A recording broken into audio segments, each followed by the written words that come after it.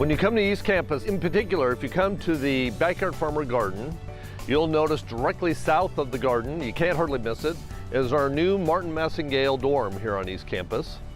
And this summer, a whole new landscape was installed around this building. It's a variety of things. We have oaks, sycamores, serviceberries, magnolias, a variety of shrubs and perennials for the new students to enjoy and create some atmosphere around their new housing units. So it's really it's a beautiful site. If you're on East Campus, take some time to visit this area.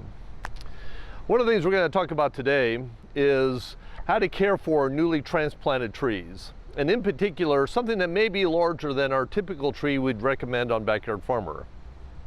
You can see this concolor fir I'm standing next to. I'm 6 foot tall, so it's 11 feet tall, something like this. So this is bigger than what we'll typically talk about on the show. When we're talking about something maybe an inch caliper tree, 4 or 5 feet tall, something like that.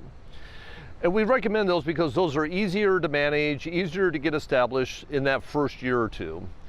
With a bigger tree, something to keep in mind, we typically recommend that it takes a year per inch diameter to get a tree established, to regrow the root system and get it settled into its new home. So if it's a 3 or 4 inch caliper tree, we're looking at 3 or 4 years of us giving it a little bit more care than we typically would to help get it established.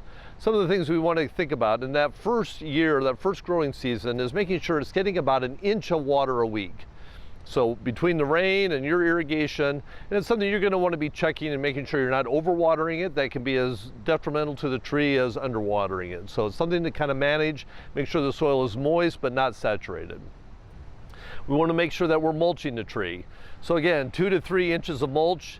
We want to make sure that we keep it away from the base, away from the stem of the tree, a few inches away, so we don't have insects and rodents and that sort of thing living in and maybe damaging our trees. So pull that mulch away, but 2 or 3 inches out beyond the drip line, and especially if you're in an area where you're mowing or something like that, so you're not gonna possibly injure the tree when you're doing some of this other work in your yard.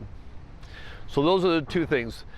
These particular trees aren't staked, but a bigger tree may need staking. And so there's some good materials out there that you can get at your garden center to stake a tree properly. And again, we don't want it too tight. We want to have a little bit of movement in that first year to help develop the root system and keep that caliper of the tree to increase over time. So it takes some movement to increase that caliper of the tree.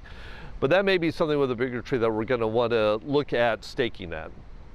And then as we get down the road, we want to avoid fertilizing that first year, but I would recommend after a year or so, if you want to pull the mulch back and add a couple inches of compost around the root zone area, and then put a couple inches of mulch back on top of it, that will help increase the fertility of that soil after the tree's been established for a time. So the next time you come to East Campus, remember to stop by the new Massingale housing unit, visit the new landscape around here and see it grow. We've added trees to the Arboretum and throughout campus, so there's a lot of things for you to visit when you come see the Backyard Farmer Garden.